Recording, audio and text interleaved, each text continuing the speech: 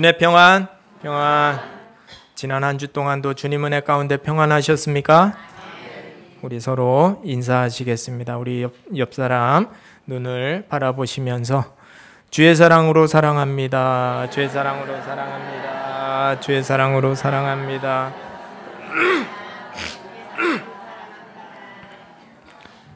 우리 함께 축복하시겠습니다. 주님의 이름으로 축복합니다. 주님의 이름으로 축복합니다. 주님의 이름으로 축복합니다. 성도님들도 그러시겠지만 저는 지난 한 주간이 마치 1년처럼 길게 느껴졌습니다. 마음 아파하시고 또 슬퍼하시는 성도님들을 보면서 참 마음이 무거운 한 주간을 보냈습니다. 그리고 저와 저희 가정이 성도님들께로부터 받은 사랑이 정말 크구나 하는 생각이 들어서 참 감사했습니다. 지난주 월요일 1박 2일로 기도원에 다녀왔습니다. 기도원에서 내려오자마자 여러 소문들이 제게 들려왔습니다. 교회 밖에서 들려오는 소문들이었습니다. 내용인즉슨 김재승 목사가 장로님들이 힘들게 해서 교회를 떠난다. 교회에 힘 있는 사람들이 담임 목사 몰아내고 새 목사 데려온다더라. 교인들이 힘들게 해서 못 견뎌서 교회 떠난다더라. 여러분 사실입니까? 사실과는 전혀 거리가 먼 말도 안 되는 소문이었습니다. 참 어이가 없기도 하고 그렇게 말을 만들어내는 사람들의 의도를 알기 때문에 아무 대꾸도 하지 않았고 더 알려고 하지도 않았습니다. 성도 여러분, 제가 지금부터 살아계신 하나님 앞에서 이 목사의 명예를 걸고 사실만을 말씀드리겠습니다. 먼저 저는 우리 초대교회 장로님들을 누구보다도 존경합니다. 혹 교회를 이끌어가는 데 있어서 의견이 틀릴 수도 있지만 그것은 생각의 차이지 장로님들과 저와는 일말의 앙금이나 꺼리낌도 없습니다. 그렇지 않습니까, 장로님?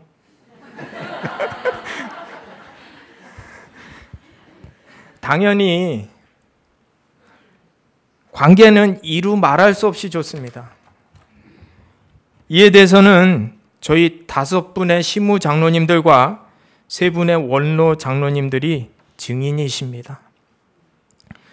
또 교회에 힘 있는 사람들이 담임 목사 몰아내고 새 목사 세운대더라.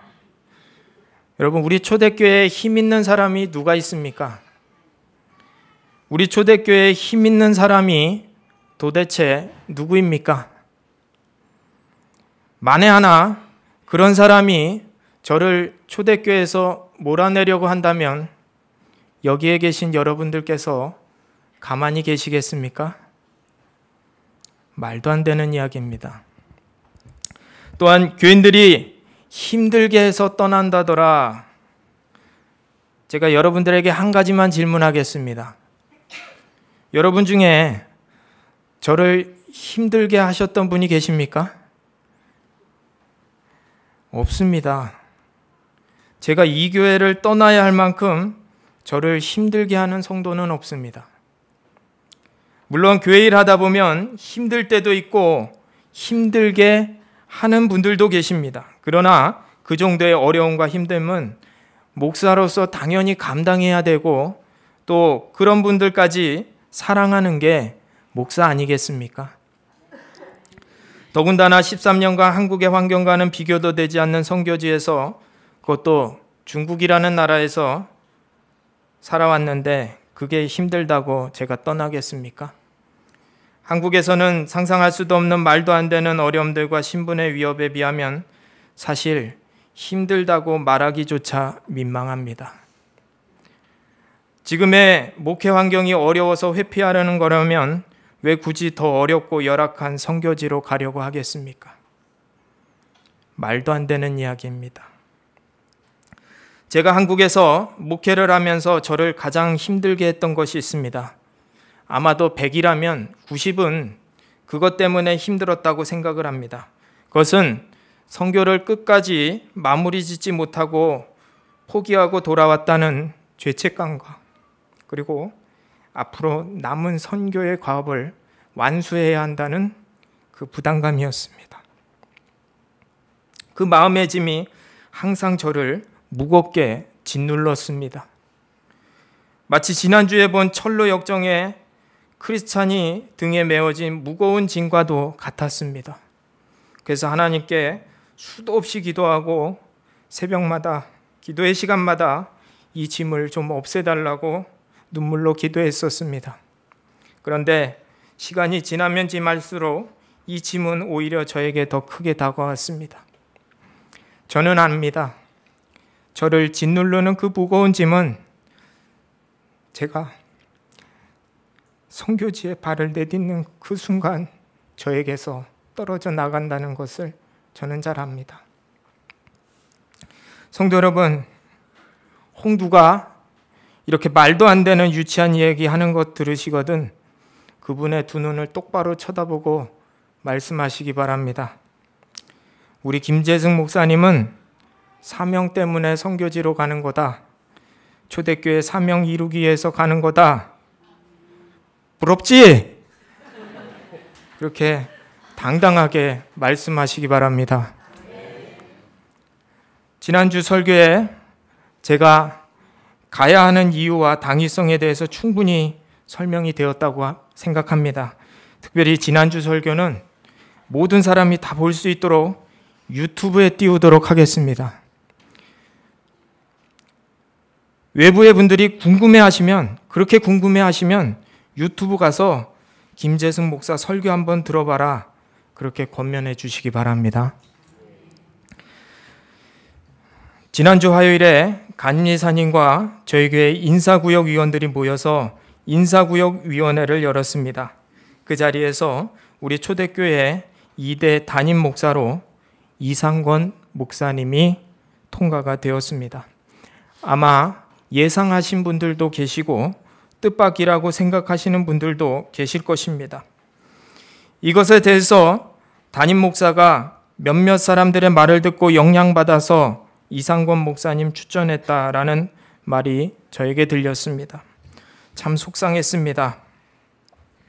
여러분, 제가 사람들 말에 휘둘릴 사람으로 보이십니까? 저는 말씀과 기도 가운데 확신 없으면 누가 무슨 말을 해도 듣지 않습니다. 그것은 목에 칼이 들어와도 변함없습니다.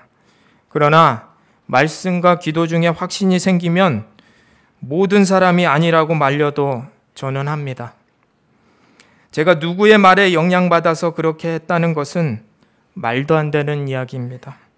저를 모르셔도 한참 모르신 분이 하신 말씀 같습니다. 제가 이상권 목사님을 추천하게 된 동기에 대해서 말씀드리겠습니다. 저는 사실 이상권 목사님에 대해서 잘 모릅니다. 학교도 틀리고 연배도 저와 차이가 있어서 사실 공통분모가 하나도 없습니다. 예전 교회에 선교사와 부목사로만 있었지 만날 기회도 많지 않았고 더군다나 깊이 이야기해 본 적도 없었습니다. 제가 선교지에 대해서 기도할 때부터 저는 후임 목사를 놓고 기도했습니다. 우리 초대교회를 위해서 그리고 하나님께서 예비해 놓으신 분으로 보내달라고 그렇게 기도했습니다. 저는 후임 목사 후보 선정에 있어서 제 나름대로의 가장 중요한 기준이 있었습니다. 그것은 저의 개인적인 사심을 철저히 배제하자 그리고 교회와 성도님을 먼저 생각하자였습니다. 왜 저희들 가까운 동기나 후배가 없었겠습니까? 왜 저희들 가까운 사람, 친한 사람 후임 목사로 세우고 싶지 않았겠습니까? 그러나 저는 개인적인 사심을 다 내려놓고 성도님들을 진정으로 이해하고 사랑하고 또 성도님들께서도 좋게 생각하시는 분으로 모셔야 한다고 생각을 했습니다. 그래서 나이 드신 몇몇 권사님들 그리고 집사님들까지 성도님들을 만날 때마다 예전 교회를 거쳐간 부목사님들에 대해서 넌지시 물었었습니다. 말씀하시는 분들의 목사님들의 평가는 다양했습니다. 호불호가 갈렸습니다. 그런데 대체로 이상권 목사님에 대해서 아시는 분들은 그분에 대한 평가는 대부분 긍정적이었습니다. 좋은 목사님, 정직하고 의로운 분이라고 그렇게 회상을 하셨습니다. 그러나 그것은 참고사항일 뿐 절대적인 것은 아니었습니다. 계속해서 후임 목사님을 위해 기도하던 중에 이상권 목사님을 만나라는 그런 마음을 주셔서 제가 무작정 교회 주소록에서 연락처를 찾아내서 연락을 하고 2번 정도 만났습니다. 그리고 깊은 이야기를 했습니다. 이야기를 하는 가운데 성도님들의 평가가 틀리지는 않았다는 생각이 들었습니다. 비록 나이는 어리지만 생각이 깊고 하나님의 음성을 듣고 움직이는 분이라는 것이 느껴졌습니다. 또한 제 개인적으로는 목회에 야망이 없는 면이 참 마음에 들었습니다. 왜냐하면 목사가 야망이 있으면 성도들이 불행해지기 때문입니다. 그래서 기도하며 확신을 가진 후에 장로님들께 말씀을 드렸고 장로님들도 기도하시고 동의를 해주셔서 인사구역회를 소집하게 된 것입니다. 몇몇 분들께서 이렇게 빨리 일을 진행한 것에 대해서 궁금해하셨습니다. 그런데 여러분, 한번 생각해 보시기 바랍니다. 이렇게 우리가 신속하게 은밀하게 진행을 했음에도 한 주 만에 이렇게 소문이 무성한데 만일에 일정 기간을 두고 6개월, 1년 담임 목사를 청빙한다라고 그렇게 했을 때 여러분 어떻게 되겠습니까? 또 얼마나 많은 소문과 또한 방해가 있겠습니까? 그거 생각 안 해보셨습니까? 그 뒷감당 하실 자신 있으십니까? 그게 무서운 게 아니라 적어도 그 일로 인해서 청빙되어져 오시는 목사님 누가 되지는 말아야 하지 않겠습니까?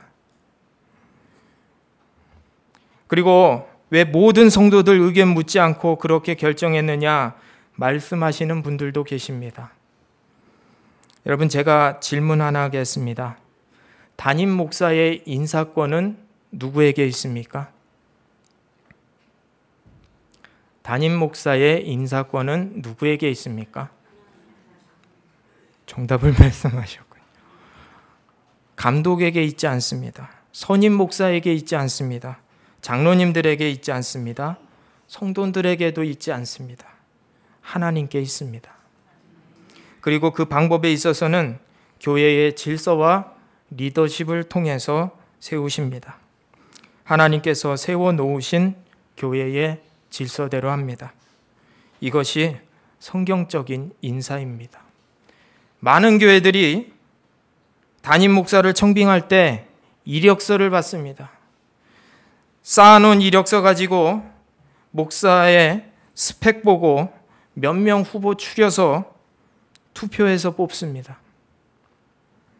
여러분, 이거 맞습니까? 맞습니까, 이게? 망합니다, 이러다. 절대로 이건 하나님의 방법도 아니고 성경적이지도 않고 우리 감리교 법에도 맞지 않습니다.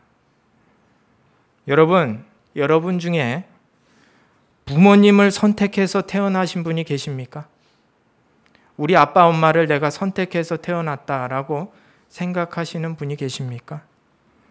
부모님은 내 마음에 들든지 들지 않던지 하나님께서 맺어주신 것입니다. 담임 목사도 마찬가지입니다. 하나님께서 맺어주신 것입니다. 혹 이해 안 가고 내 생각과는 틀리다 하더라도 하나님의 선하신 계획 안에 있다고 믿고 은혜롭게 받아들이시기를 바랍니다. 아무리면 제가 기도하고 성도님들에게 가장 좋은 분으로 추천하지 않았겠습니까? 또한 우리를 너무나도 사랑하시는 하나님께서 우리에게 가장 적합하고 좋은 분으로 보내주시지 않으셨겠습니까? 성도 여러분, 이젠 더 이상 담임 목사가 바뀌는 일로 불필요한 에너지를 소모해서는 안 됩니다. 그것은 사단이 기뻐하고 원하는 일이기 때문입니다.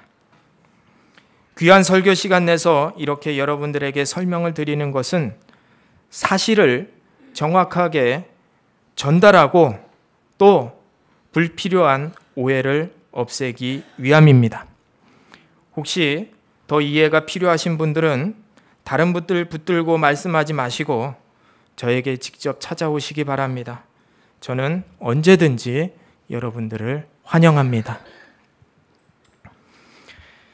오늘은 시편 67편의 말씀을 가지고 만방의 복음을 전해야 하는 이유라는 제목으로 함께 하나님의 은혜를 나누도록 하겠습니다. 예수님께서 죽으시고 부활하시고 하늘로 승천하시기에 앞서서 사람들에게 마지막 말씀을 남기셨습니다. 그것은 모든 민족 가운데 주님의 복음을 전하라는 명령이셨습니다. 사람이 이 땅을 떠날 때 사랑하는 사람들에게 남기는 마지막 말을 우리는 유언이다, 그렇게 이야기합니다. 이 유언은 떠나는 자가 보내는 자에게 남기는 가장 중요한 말이라고 말할 수가 있습니다. 그러므로 이 유언은 이 땅에 남겨진 사람들이 반드시 지키고 이루어야 할 유훈입니다. 주님께서 유언으로 남기신 이 모든 민족에게 복음을 전하라는 선교의 명령은 이 시대를 살아가는 우리 개인과 교회의 가장 중요한 과업이요 사명입니다.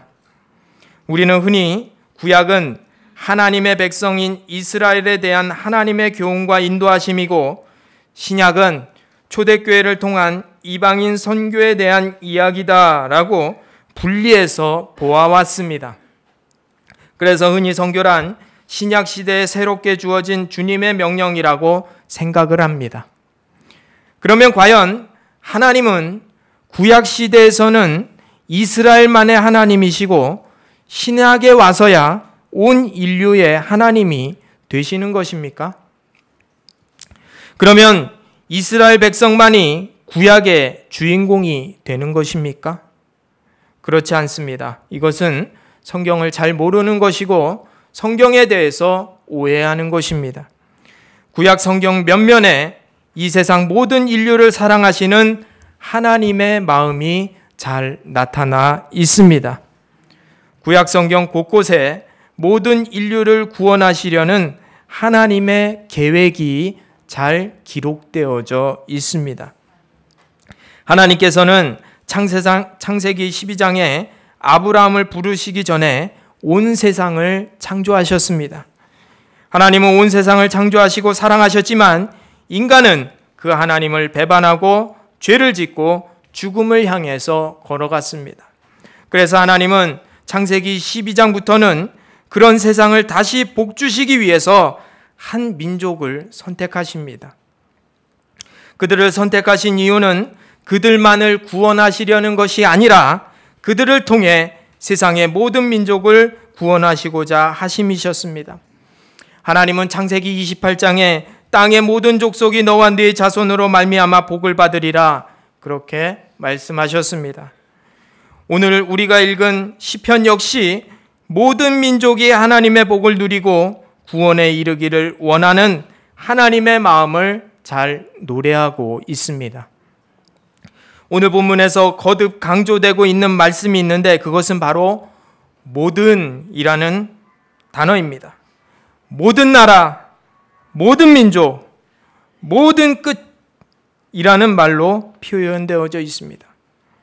이를 통해서 알 수 있는 것은 하나님께서 당신의 백성들에게 은혜를 주시고 복을 내려주시려는 그 이유는 바로 이 땅의 모든 민족에게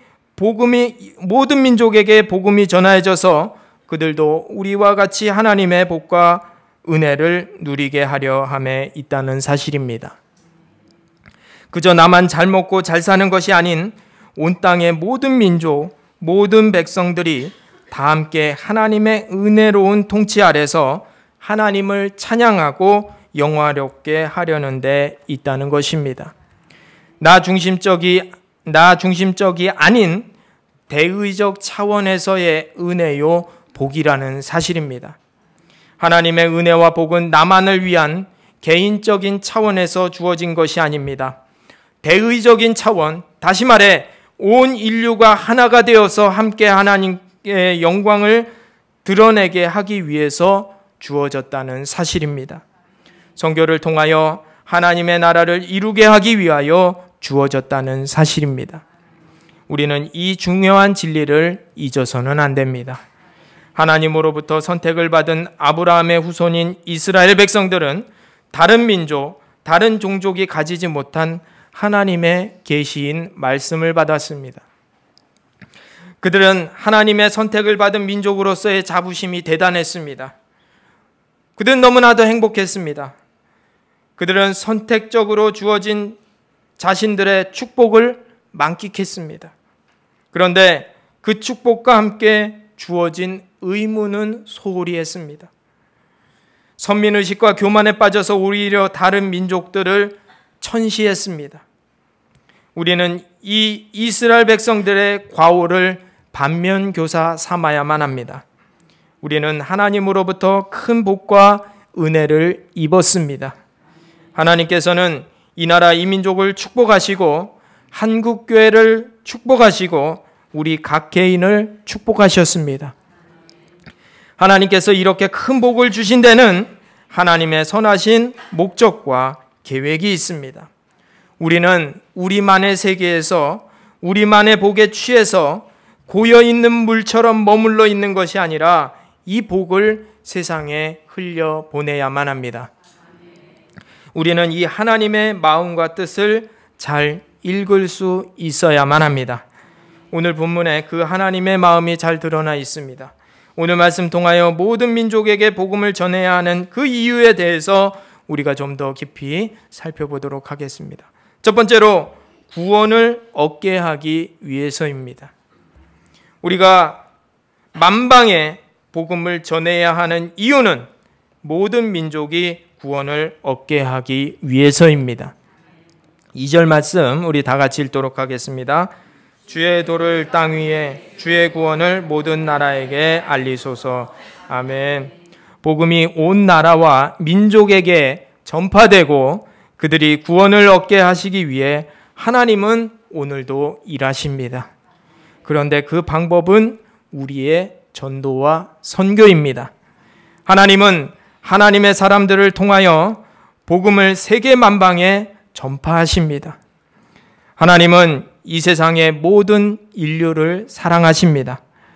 그들은 모두 구원받아야 할 하나님의 잃어버린 백성들입니다. 그 잃어버린 백성들을 찾아서 그들에게 복음을 전하고 하나님의 구원에 이르게 하는 것이 이 시대를 살아가는 우리의 사명입니다. 바울은 이 사명을 알았기에 어떠한 어려움과 핍박 가운데서도 복음을 전하고 선교하는 일에 자신의 생명을 바쳤습니다. 사람으로서는 감당할 수 없는 힘든 고통과 고난을 복음을 전하는 사명 때문에 죽어가는 영혼들을 구원하기 위해서 그는 기꺼이 감내했습니다. 이와 같은 사명과 열정이 우리에게도 있어야 할 줄로 믿습니다. 오늘날 우리도 마찬가지입니다. 하나님께서 우리를 구원하신 것은 우리만 구원받고 우리만 하나님의 은총을 누리라고 그렇게 하신 것이 절대로 아닙니다. 하나님은 우리를 통해서 온 세계에 하나님의 복음을 전파하여 그들을 구원하게 하시기 위함이십니다. 우리는 하나님의 구원의 복을 만방에 전하는 축복의 통로가 되어야만 합니다. 아직도 전 세계에는 수많은 미전도 종족이 있습니다. 미전도 종족이란 복음을 들어보지 못해서 그들 스스로가 복음화 될 수 없는 종족 집단을 의미합니다. 선교단체마다 통계가 조금씩 틀리긴 하지만 전 세계에는 약 2만 2천여 개의 종족이 있습니다. 그들 중에 아직도 미전도 종족으로 남아있는 종족의 수는 약 6,900여 종족이라고 합니다. 아직도 전 세계에는 한 번도 복음을 들어보지 못한 사람이 무려 16억 5천만 명이 있습니다. 전 세계 인구의 약 26%의 사람들이 예수의 예자도 들어보지 못한 것입니다. 믿고 안 믿고는 둘째 치고라도 그들에게는 단 한 번도 복음을 들어볼 기회조차 주어지지 않았다는 사실입니다. 여러분, 살아가면서 예수에 대해서, 예수가 누군지, 예수에 대해서 한 번도 들어보지 못한 사람을 여러분 만나보신 적이 있으십니까? 있으십니까? 저는 수도 없이 많이 봤습니다. 많은 분들이 말씀하십니다. 왜 가야 돼? 너나 가지. 왜 식구들, 애들까지 다 끌고 가?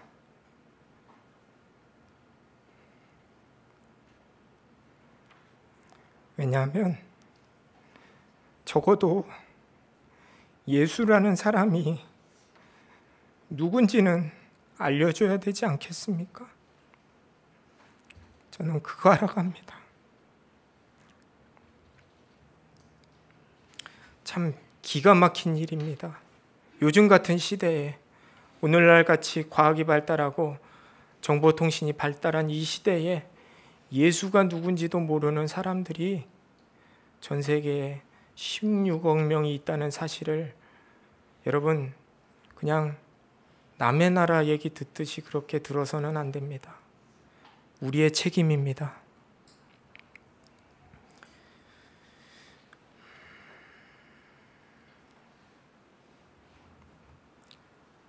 여러분, 인구 대비 개신교 복음화율이 가장 높은 대륙이 어딘지 아십니까? 개신교 복음화가 가장 높은 나라, 대륙 아십니까? 아프리카입니다. 아프리카. 반면에 개신교, 천주교 통틀어서 복음화율이 가장 낮은 대륙이 어딘지 아십니까? 우리가 사는 아시아입니다. 성교학에서 14십창이라는 용어가 있습니다. 북위 10도, 북위 40도 사이에 있는 가상의 창을 말합니다. 지도를 한번 띄워주실까요? 여러분, 이 지도를 보시면 잘 나타나 있습니다. 북아프리카 일부, 그리고 중동, 중앙아시아, 서남아시아, 동남아시아, 동북아시아, 아시아의 대부분이 이곳에 해당이 됩니다. 우리는 이 14십창에 관심을 가지고 기도하고 복음을 전해야 합니다. 그 이유는 이곳에 미복음화된 종족들이 집중되어져 있기 때문입니다. 이곳은 지구 전체 면적의 3분의 1에 해당이 됩니다. 그러나 지구상에 살고 있는 인구의 3분의 2가 이곳에 살고 있습니다. 이 지역에는 대략 64개의 나라들이 있습니다. 그 나라들은 지구상에서 가장 비복음화된 국가들입니다.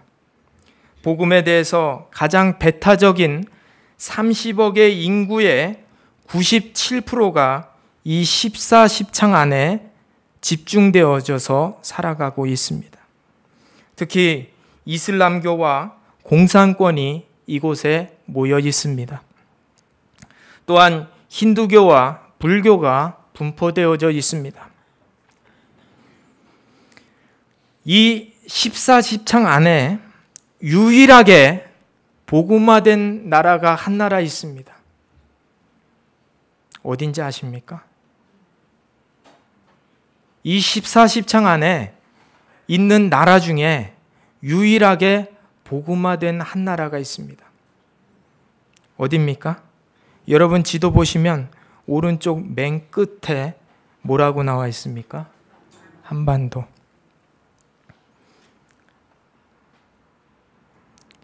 가장 끝에 있는 그것도 자그마한 반도, 그것도 반으로 갈라진 대한민국입니다. 여러분 소름 돋지 않습니까? 이 넓은 14, 10창 대륙 안에 유일하게 우리 대한민국을 복음화시키고 하나님이 이렇게 한국교회를 부흥시킨 이유가 어디 있다고 여러분 생각하십니까? 하나님께서는 우리 대한민국을 모판으로 삼으셨다고 저는 믿습니다. 모판 뭔지 아시죠? 모판. 모를 심기 전에 논 한 귀퉁이에 모종을 모아서 놓은 곳을 말합니다. 하나님은 세계라는 이 큰 논에 복음이라는 모를 이양하시기 위해서 우리 대한민국을 선택하셨다는 사실입니다. 온 세상의 구원을 위해 이스라엘 민족을 선민으로 택하셨던 것처럼 하나님께서는 온 아시아와 세계에 하나님의 복음을 전하시기 위해서 우리 대한민국을 모판으로 삼으신 줄로 저는 확신을 합니다. 이 시대를 살아가는 한국교회와 성도들은 우리를 향한 하나님의 이 원대한 꿈과 사명을 깨달아야만 합니다. 특별히 그 일을 위해서 우리 초대교회가 부름받은 줄로 믿습니다. 우리는 이 중요한 14, 10창 지역을 위해서 집중적으로 기도해야만 합니다. 기도로서 영적 전쟁을 싸워 나아가야만 합니다. 우리의 기도를 통해 그 땅 가운데 사단의 견고한 진이 무너지고 하나님의 교회가 세워지고 구원의 역사가 일어나게 될 줄로 믿습니다. 세상의 모든 민족이 구원을 얻기까지 열심을 다해 주님의 복음을 증거하는 저와 여러분들이 다 되시기를 바랍니다. 기도하시겠습니다.